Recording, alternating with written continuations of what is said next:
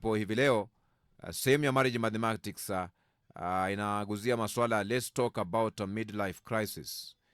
Yaani wakati ambapo mko kwenye mahusiano, mko kwenye ndoa, kuna kipindi ambacho mnakaa mnaanza kuzungumza masuala ambayo yanaambatana na midlife crisis.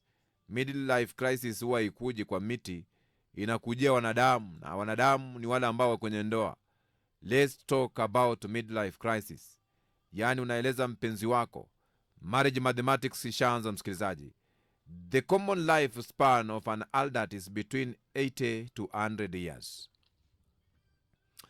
So, by the time one hits 50 years, my dear listener, many go through a midlife crisis.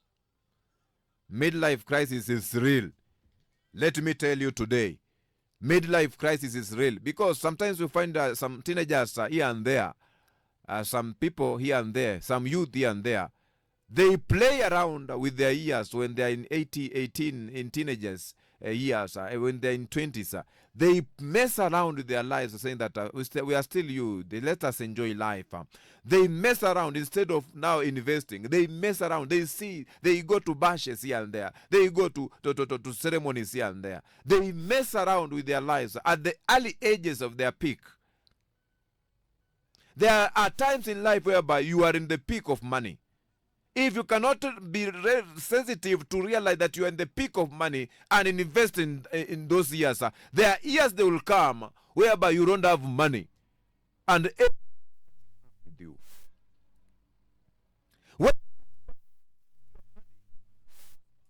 With your peers on other issues instead of investing.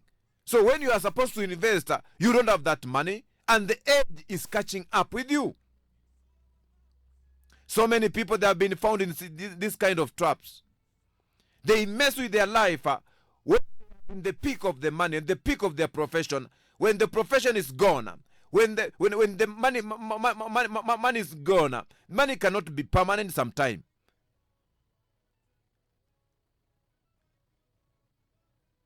Then visions, and that vision, you don't have anything that you can lean back and say that well, this is what I did, and it can support you in your journey of vision.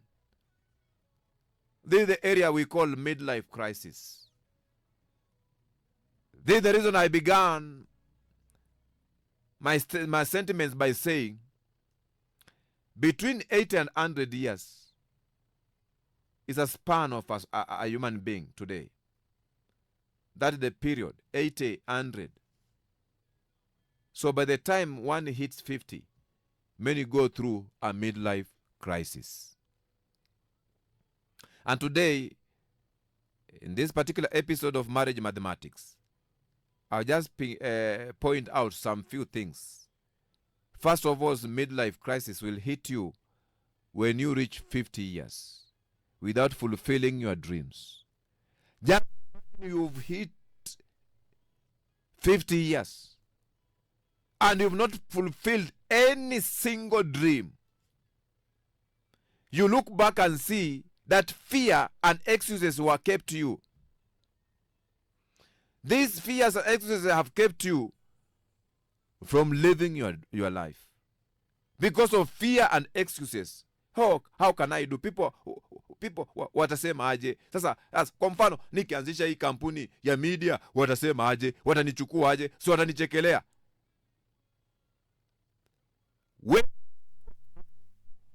Tulipokuwa na maono makubwa na kuweza kuweka kwa meza, kuna watu ambao walicheka paka machozi katoka, wakapanguza machozi, wakaweka miguu kwa meza, walitucheka.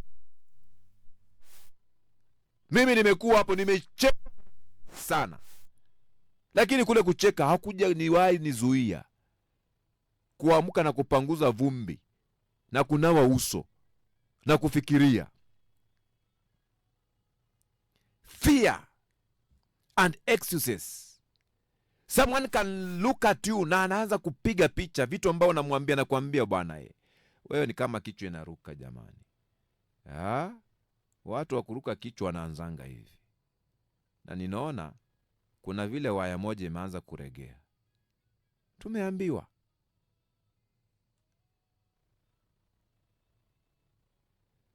Which is why it is important to make the most of your youthful years doing what you love to do. Miaka yako ya ujana, kimbizana na kitu ambacho unakipenda kufanya. Hata wakati mwingine najaribu kuavoid kuingiza majina ya wazazi wangu katika program, najipata najiingiza. Kwa sababu walikuwa ni number 1 fan kuniambia. My mother anabaki ananunua magazeti kwenye hustle zake, ananiletea magazeti, ananiachochea. Baba ananipatia redio nasikiliza. Hata kipindi ambacho anafaa niweze kuwa labda nimepumzika, nataka kusikiliza idhaa za kimataifa, ananipatia ruhusa na anaweka makaa kwenye redio. Wakati huo ilikuwa ni makaa stima zikuwa, nasikiliza Mwana Maria Lama, kipindi kinapigwa usiku kutokea maeneo ya Tanzania, nasikiliza. Oh my God, yani wananichochea my number. Hata wakati ambapo nasema kwamba, anasema inawezekana rugina rikaze kuisha, I will be in this life watching over you and praying for you, or I'll be an angel. There are people ambao watakuchochea katika youthful years yako. You pursue what you want to pursue in life. There are those people. They are in marriage. Your father and your mother are supposed to be your mentors. The first mentors are supposed to be your people. Your marriage, in marriage, your parents. Pursuing a career that is your choice. Your parents are there to support you. Not your parent to choose for you. They are there to support you. They are there to be your number 1 fan and cheerleader. Or society choice. Doing jobs that you love to do. In case you are already in your midlife crisis and you are looking back at your wasted years, don't panic. As long as you are still alive, you can take back control of your life. The God that give opportunity to Mary to be a mother is the same God who is reversing back things in the womb of Elizabeth. It's the same God who is doing knitting things in the womb of Sarah. Midlife crisis is real. As couples who are in marriage and they are facing midlife crisis, they are here and there regrets. Number 2, midlife crisis will hit you when you realize that you had a good family but you missed it. I'm talking to people who are in marriage. I'm talking to people who have packed their belongings, they're out of marriage. They think that they can do life without a husband. They think they can do life without a wife. They think that they can do things meandering around without a family. Midlife crisis will hit you when you realize that you had a good family but you missed it. Many people mess up their marriages due to affairs. You find someone in this affair, in that affair, in that affair, with that affair, very pride, selfishness, alcoholic, laziness, to work on themselves, only to regret during their midlife when sexual power dwindles and money isn't in as attractive anymore. There are people who are going through some stuffs. There are people who are going through some hell because they messed up with their family. They messed up with a good family and people moved on.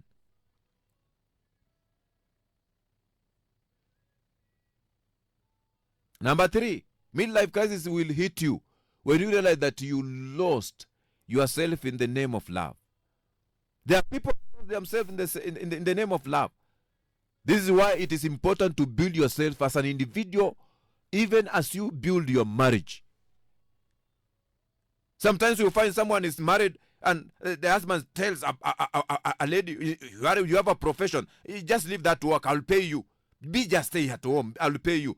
That someone is destroying your life. Did you go to school just to be a housewife and sit at the couch waiting for husband to come because he has money? Yeah. This is the reason you find that you have the big belly there, big belly here. You will find having big belly there, and you are seated at home and you cannot do anything because he controls you.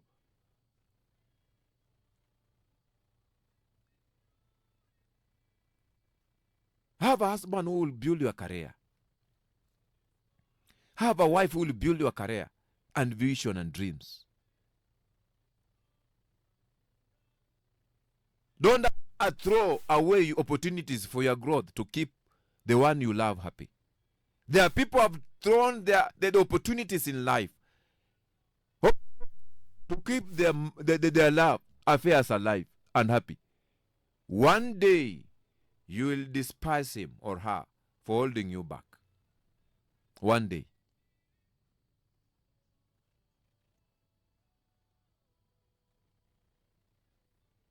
Motivate your partner to climb to the highest level of his calling, profession. Motivate him.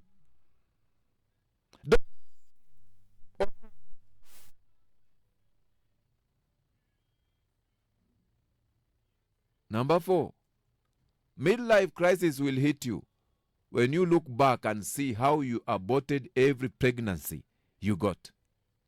I'm talking to ladies here. Midlife crisis will hit you when you look back and see how you aborted every pregnancy you got. Many women who have aborted or the deadbeat fathers wonder how old the child they gave away will be when they get to their midlife. Just imagine, you are trying to imagine what you did on the or during your teenage years, what you did during your 20s, what you did during your 30s, and you look back and that child could be how many years? And you aborted that child. You aborted. Yeah. You killed. Yeah. Yeah. You are living with the the sin, the scars of sin. You killed. You aborted. For the lack of better words, you killed an infant.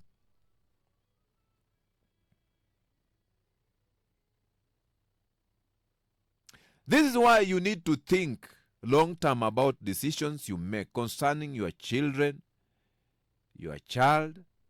You'll be okay with the decision in your 50s and 60s. Some of you despise your husbands. You despise your wives. And those decisions, they are like cancer.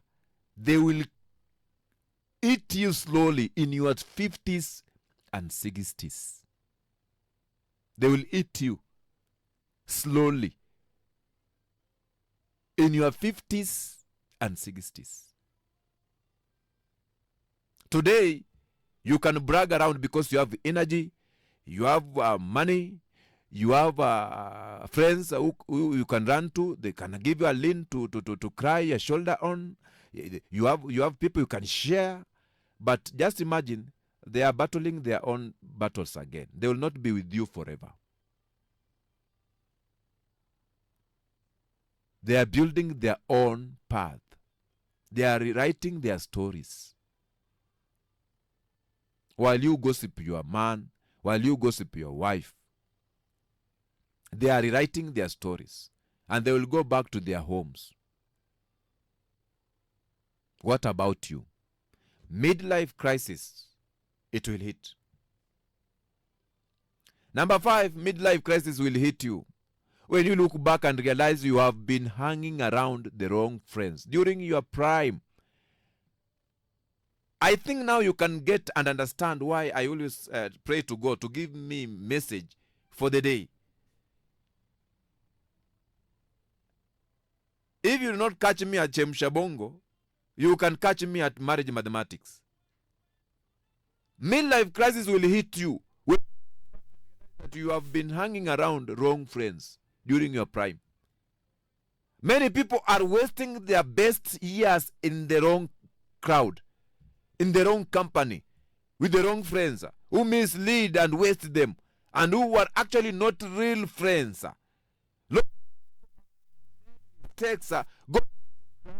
Lost their character, messed up their marriages, messed up their education, messed up their marriages because of bad company. Don't let your desire to fit in make you keep people who are not for your growth. Why do you keep them? and they're not made for your growth. Yeah? Why don't you edit them? Why don't you rearrange yourself? Because there are people who are not made for your growth. And you are keeping them, my friend, my friend, my friend, my friend. No, we grew together. And they're not adding value to your growth.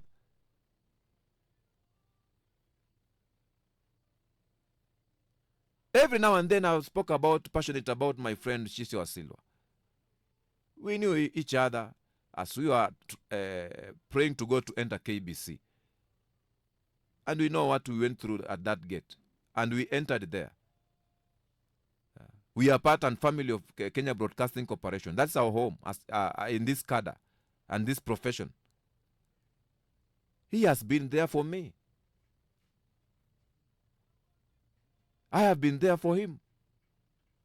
And every time and then when I'm coming up with this idea, he supports me. He gives me that support. Yeah? Like now today he's doing a Vox Nation, a program that my brother, and he's doing it passionately. He counseled me. He gave me advice. Apenda kuniita mwanafunzi wangu. Ndio tuko kwenye age moja, age bracket, lakini kuna vitu ambavyo ametembea na kuviona ambavyo mimi bado natarajia kuvitembea na kuviona.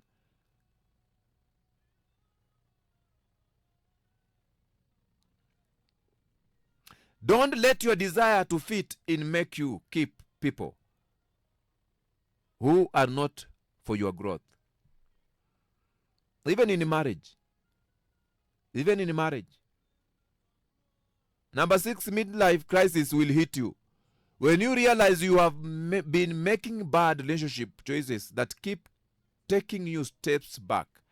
There are people who are making very bad relationship choices that keep taking them back. They make one step forward, they make 1,000 steps backwards. This is why it is important to give time and commitment to someone worthy. Check your decisions. Check your decisions. Because midlife crisis always hit. Number 7, midlife crisis will hit you when you realize that you have been giving your all to your children and spouse but forgetting yourself. You give all to your spouse, you give all to your children, but you are forgetting about yourself. This is why it is important to sacrifice yourself just to show love to your family. You will feel empty as they feel loved. Remember, you as you love others. And you cannot give what you don't have. You give what you have. Number 8, midlife crisis will hit you when you look at your children and see how bad a parent you were to them. Just imagine how you can deny your children 1, 2, 3. You can deny your children so many things. You can feed your children with so many things, and they are packing them in their head. That you lied to them. What you are supposed to speak the truth. What you denied them at the precious moment of their growth. This is the reason you will find yourself crying when you are supposed not to cry. Because now, the people that you sacrifice a lot for them, they have realized the truth about what you did. And now they are of age. They will fight back at you. If you have been passive and not interested in giving your children your time, you will see the consequences when they get to an age where it's difficult to mold. They their time.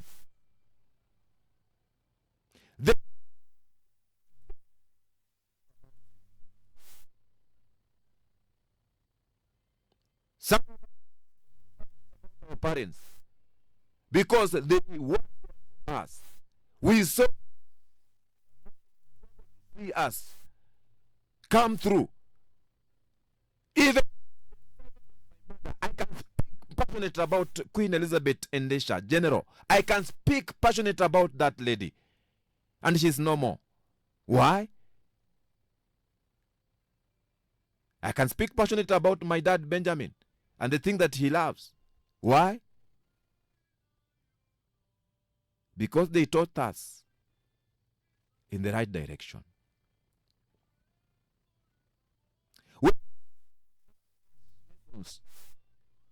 When we get back to them, they have a word for comfort. They have a word for the season. Redeem the relationship you have with your children. Redeem. Redeem. Number 9, midlife crisis will hit you when you realize that how reckless you have been in your finances, in your 20s, in your 30s, in your 40s. You will work harder and earn. Don't squander it. Don't money on betting, on alcoholism, on prayers, and give away to clouds. Yeah, you are growing older, and your body is slowly losing the ability to work as hard. Invest in your future. Invest in your future. Invest in your future. These children I've seen, I've worked with people at 20s. I've been in school as a teenager. I have worked in 20s. I have seen people squandering the opportunities in their lives. But time to go, they nurtured me to realize, as young I am, I can do something for my life and the life of other people. At the age of 20s, I my life and opportunities as a teenager at 20s. But teachings were very, very important to me. I am doing mess things at 30s.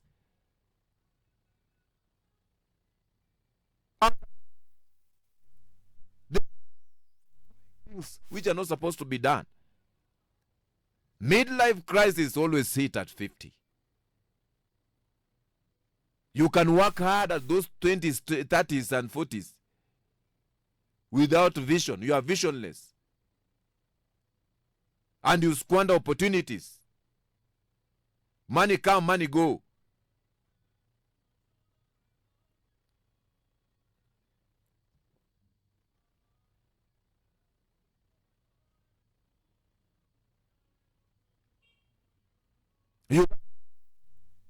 You love us. Any skirt that pass around, any man that pass around, any zip that pass around, you admire. Hey, that chest.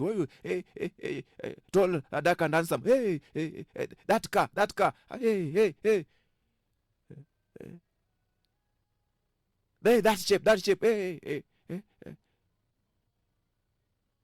You are growing older, and your body is slowly losing the ability to work as hard.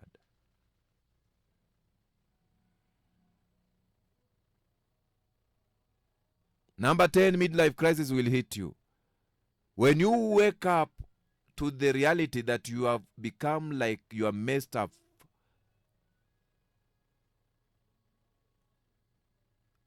role models.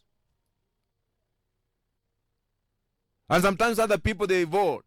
I'll not be like my father. I'll not be like my grandfather. I'll never be. If people vote, you can vote yourself. You'll never be like them. Of your fathers. Be your own man.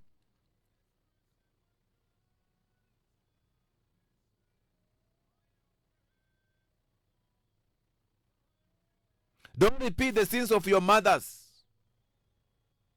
Be your own woman.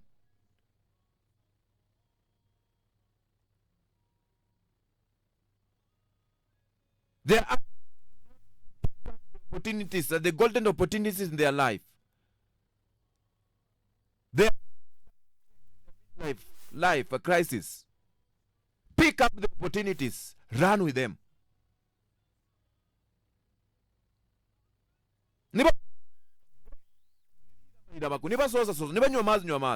Oh my God. Oh my mother. Oh. A wonderful teaching.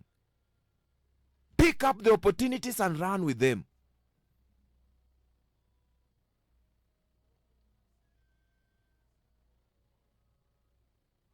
Midlife crisis will hit you when you feel inadequate to lead your children because you don't even admire yourself.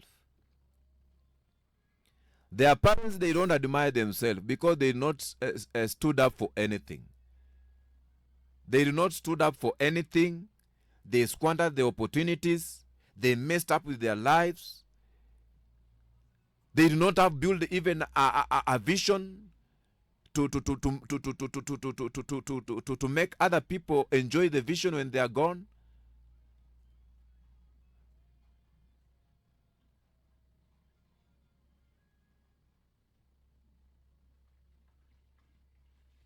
The best parent is for you to have a healthy view of yourself and succeed as an individual.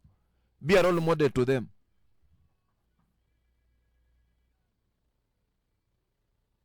Stop feeling sorry for yourself. Your children should not grow up with pity for you. Sikufanyiwa ama sikukua hapana. No. Yeah? You have to rewrite your story. Because midlife crisis always hit. Midlife crisis will hit you when loneliness bites you so hard because you have been pushing people away. Loneliness always hits. It can hit at any stage in midlife. When you have energy, you can push people away. You can push people away. You can fight them and push them away. Don't mess up with friendship and networks. You pick up as you grow. And the Bible talks about little by little. Yeah? Little by little. I will give you this land. Even visions, they're like that. Little by little. The moment God connects you with people, when you graduate from one corner, God gives you another people who can give you that warmth as you go into the next level of your vision. Don't mess up with friendships and networks. Don't mess up with people that God has allowed them to be around you. Those networks are very, very important. You don't know about tomorrow. The more you add to your years, the difficult it is to initiate friendship. The more you add years, the more it is difficult to initiate friendships. Don't build them and destroy them.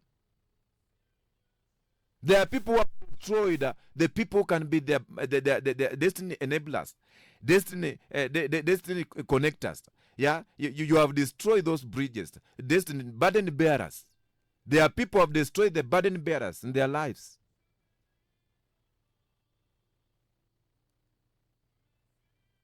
Midlife crisis number 13 will hit you when you realize that in your adult life you had so many sexual partners, but never known the real love. You mess around in colleges, in universities, in high school. You mess around with people here and there. You mess around. You mess around when you get employed. You mess around. There are beautiful ladies outside there. There are beautiful, there are handsome men with money, packed with money, the six-figure money outside there. But just look at yourself. Picture where you came from. Your people. You'll never mess around with this kind of behaviors because you have a destiny. Be careful with sex. It makes you use and be used, leading to emptiness. It leads to emptiness. If you have been abusing it, it is time to redeem your worth. Sex has a shelf life, but your identity is for lifetime. So many people, their potential, they have destroyed their profession, they have destroyed their lives completely. They are because of sexual, multiple sex.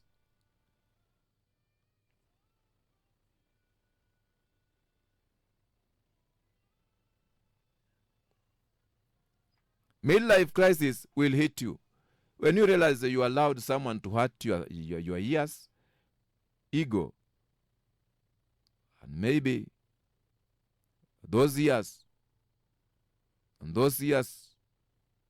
many years ago, to still control you as an adult.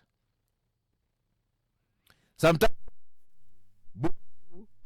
or abuse as young as you are, no matter how painful the incident was, if you don't heal, that pain will dictate your whole life, and you will feel powerless in your midlife, and it will be a crisis. It will be. Believe me or not. I'm taking this time in this episode of Marriage Mathematics to explain to you these things, because midlife is real. Midlife is real. 15 midlife crisis will hit you when you are single but you feel worthless because you are not married yet. At 50, you are not married. At 50, you are not married. But remember, there is more to life than marriage, sex, and children. There is more to marriage. To this life, there is more life than marriage, sex, and children. You are a whole and complete individual. Love can still find you in your 50s and 60s. Don't put pressure on yourself. The God that is blessing Mary is at work blessing Elizabeth. He's at work. He's at work blessing Sarah. The same God. I can do what we call acceleration, or he can reverse and work on need some here and there in your life. 16, midlife crisis will hit you when your marriage ends and you feel like a failure. Sometimes people, they have this wonderful and beautiful marriage, but it ends and they feel like a failure. Sometimes marriage just doesn't work. Just because it did not work doesn't mean it is cancelled. All the other blessings you have in life. You have blessings. Repackage yourself. Put yourself in a position. And you can call people and say that, come and see what the Lord has done. Come and see. Number 17. Midlife crisis will hit you when you eat and sow fruits of disobedience. There are people, they have sowed fruits of disobedience, and these fruits, it eats them even now. Many times God will convict you to stop living a certain way or let go of a certain relationship. Many in their 20s, 30s, and 40s ignore this conviction only to face the consequences of their rebellion in their midlife. God loves you because He loves you. Our Father always wants us because He loves us. It is never too late to come back to God. Never. As I conclude, midlife crisis will hit you when you have lived more than 50 years. 600 months. I was calculating this one yesterday as I was making this episode. 600 months. 18,250 days on earth. But you don't even know who you are and what your life has counted for. I'm this mathematics so that nielewe tu miaka 50 mtu anapoishi ni miezi mingapi ambayo anakaa hii dunia. So mathematics ni siku ngapi ambazo anakuwa amekaa hii dunia. Ikanipeleka kwa 18,250 days on earth. You don't even know when you are and what your life has counted for. What do you stand for? When people see you, wanaona nani? Yeah. Wanaona ni nini ambacho umesimamia, uliletwa kwa sababu gani? Because haukuletwa tu hivi hivi, kuna kitu Mungu aliweka deposit ndani yako. Hiyo kitu ndio nafaa uweze kukiishi. And maybe merely you don't exist, you've not lived a life of purpose. Let your life have a vision. Let your life have a vision. Don't just pass through life. Find you. You are special. Find yourself. Live that particular thing that God has deposited in you. Find yourself. You are special. Don't just pass through this life. Avoid the crisis, and if the crisis finds you, manage it well.